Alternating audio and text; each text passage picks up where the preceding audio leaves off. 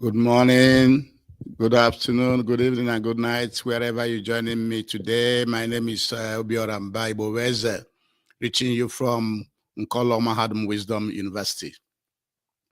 Today's date is for market day in the 13th month of the Igbo lunar calendar called Onwa Uzo Aloshi. And today's date in the Roman Catholic calendar is February 4th, 2025. And remember, at Nkolo Mahadum, we always advise you to use your common sense, use your konuche. And we have also maintained that if other media houses, like the European media houses, American, Canada, Australian, British, French, Portugal, Italy, Germany, and the rest are providing information to you to benefit them. The same way we at Nkolo Mahadum will also package our lectures for the benefit of the Igbo people, the Biafran people, and the African people. Therefore, we are encouraging you to join us and subscribe to our YouTube channel, follow us on Facebook and Twitter and other social media platforms, and like and comment and share our lectures so that everybody will get it, because here we present lectures from Biafran and African perspectives. That is how it affects you. Thank you very much for joining us today in today's lecture. The title of today's lecture is The Fighting in the Congo and the Implications for the Igbo Race and Africa. The Fighting in the Democratic Republic of Congo and the Implications for the Igbo Race and Africa. Like we have said, the root cause of all the problems in Africa is the colonial artificial boundaries that they have drawn in Africa.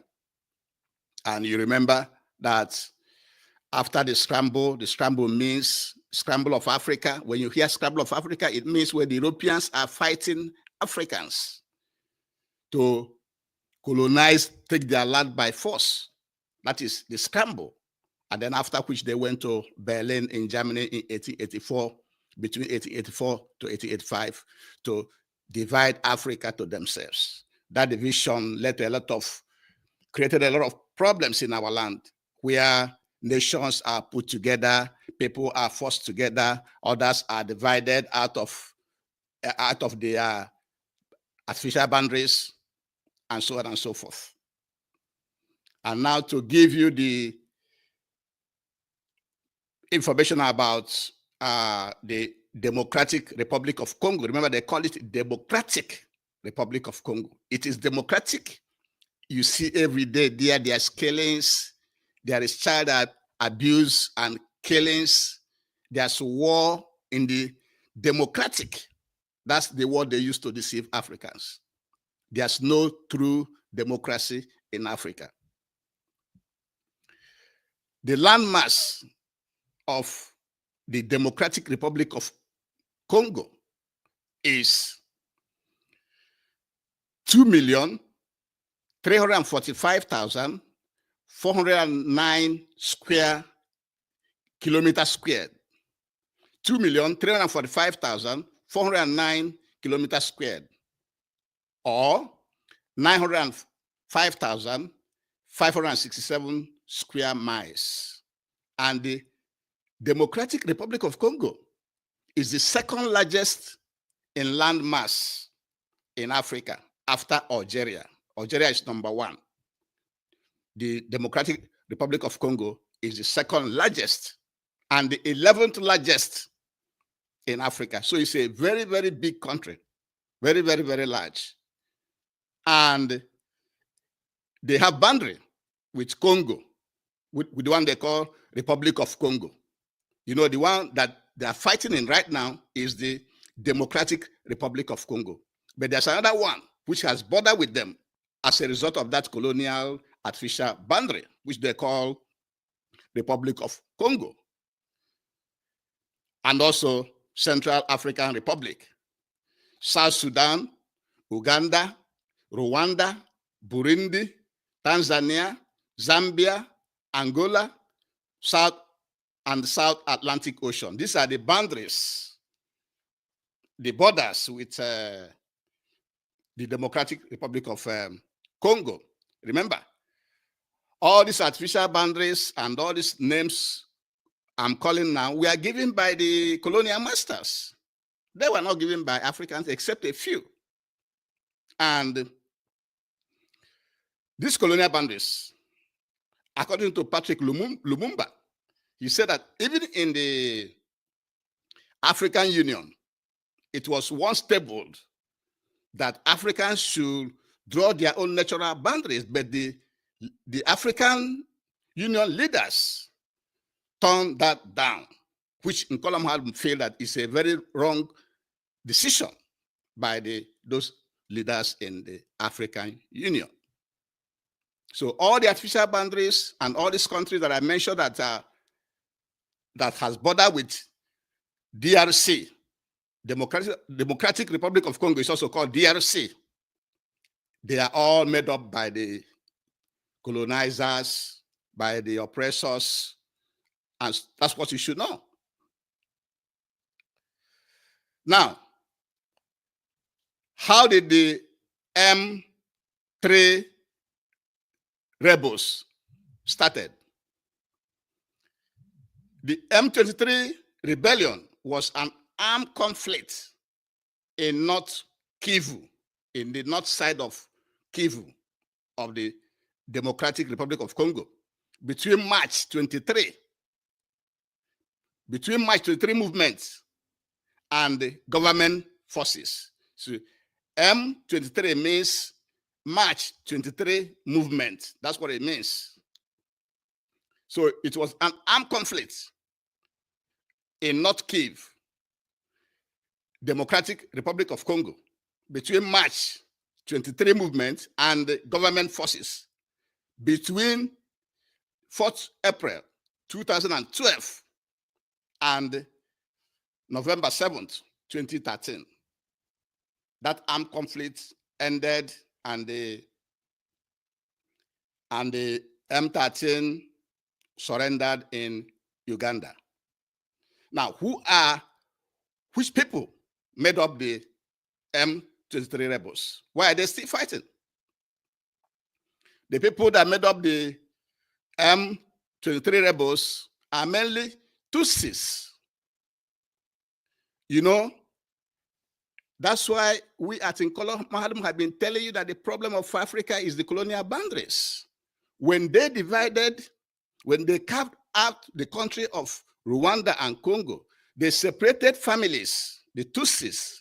Some of them are put in Rwanda, some of them are put in the Democratic Republic of Congo. Also, during the genocide, the one they call genocide in Rwanda, between the Hutu and the Tutsi, some of the Tutsis also moved from Rwanda inside the Democratic Republic of Congo, the Eastern Congo, where the fighting is going on. And that's how those are the people that mainly make up that M23 rebels. Why are they fighting? Because they have suffered a lot of neglect, a lot of killings. That's why they continue to fight. Because they have a lot of resources in their land. Just like in our own land, in Biafra land, where we have a lot of resources too. They are not benefiting from those resources. The central government is not present there.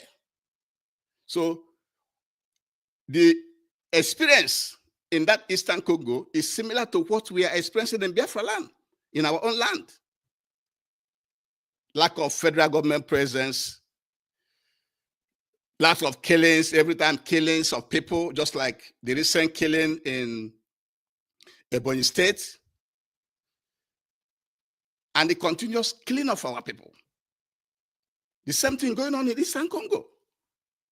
Because over there, you have high-grade copper, cobalt, lithium, nickel ore, diamond, tantalum, tin, and gold.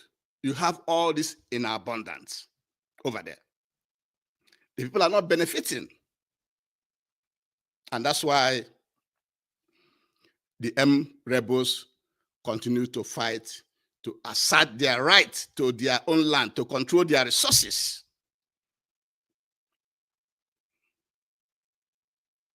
And remember, apart from the M23 rebels, you have another up to 100 and something rebels, different rebels in that Democratic Republic of Congo. Because every time you see in the news where you see children of 7 years, 6 years, 8 years being sent to mine gold, being sent to the mining areas. You see a lot of killings over there because a lot of rebel groups are scattered around the whole country, and the government is not doing anything.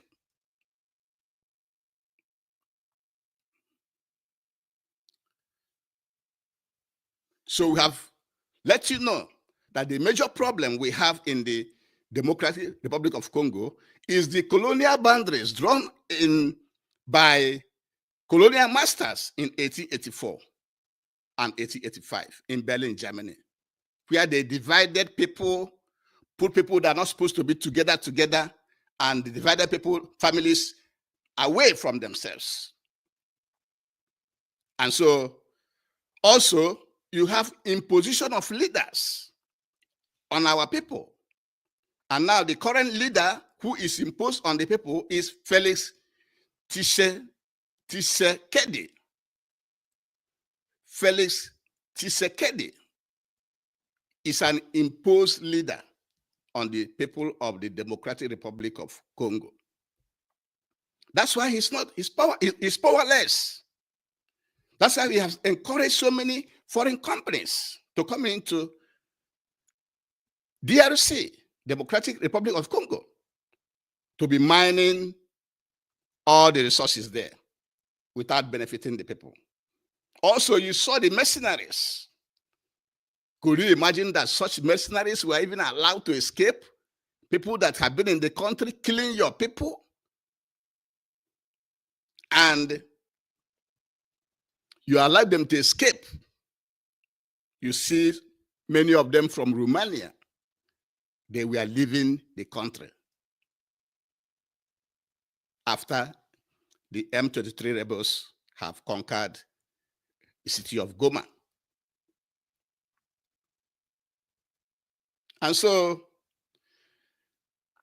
all the exploitations of our people, all the killings in the DRC, the government is not doing anything to stop them. That is why you see all the killings, all the exploitations going on. And some people are blaming Rwanda.